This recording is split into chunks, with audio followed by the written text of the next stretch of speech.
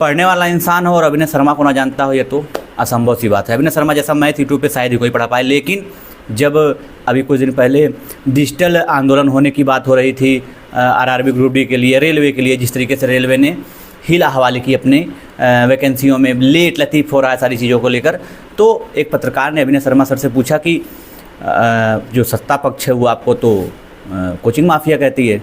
तो उन्होंने बड़ा अच्छा जवाब दिया कि अगर मैं कोचिंग माफिया हूँ तो ये वोट माफिया हैं, ये इलेक्शन माफिया हैं। और जिस तरीके से उन्होंने सवाल किया और जिस तरीके से उन्होंने कहा कि बेरोज़गारी इतनी चरम पे है, अमित शाह का लड़का 2014 से पहले बेरोज़गार था, अब वो रोज़गार पा गया है सरकार आने के बाद, तो भाई मोदी जी रोज़गार पे बात क्यों नहीं करते? और मन की बात तो करते हैं, एग्ज़ाम की बात करते हैं, लेकिन वो रोज़गार की बात नहीं करते।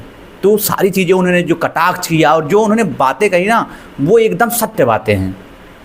शिक्षा पर भारत सरकार का ध्यान है ही नहीं। उन्होंने एक बड़ी अच्छी बात कही कि जो किताबें मैंने पढ़ी वही मेरे पापा ने पढ़ी, अब मैं पढ़ रहा हूँ वो। मतलब जो एजुकेशन पॉलिसी आई थी नई, उसका क्या हुआ? धरी की धरी रह गई। मतलब आप सोचिए ज़रा कि हिंदुस्तान में एजुकेशन पॉलिसी की स्थिति क्या है। शून्य है। हम एजुकेशन में कहाँ खड़े हैं? विश्वगुरु ऐसे थोड़ी ना बना जाता है, और विश्वगुरु बन भी नहीं पाएंगे। विकसित बनाना है भारत को, ऐसे विकसित बनेंगे हम लोग।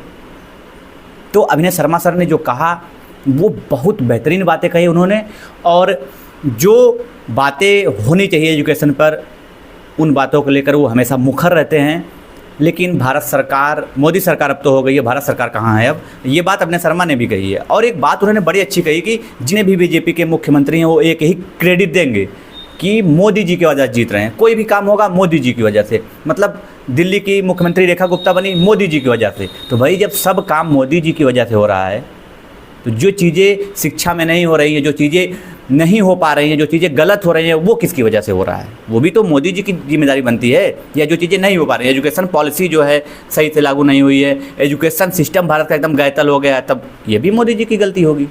क्योंकि हर बात में जो क्रेडिट मोदी जी ले रहे हैं, सिंदूर ऑपरेशन में मोदी जी क्रेडिट ले लिए, सबका तो मोदी जी क्रेडिट ले रहे हैं। डोनाल्ड ट्रंप के बाद यही हैं जो सब क्रेडिट लेने में जुटे पड़े हैं।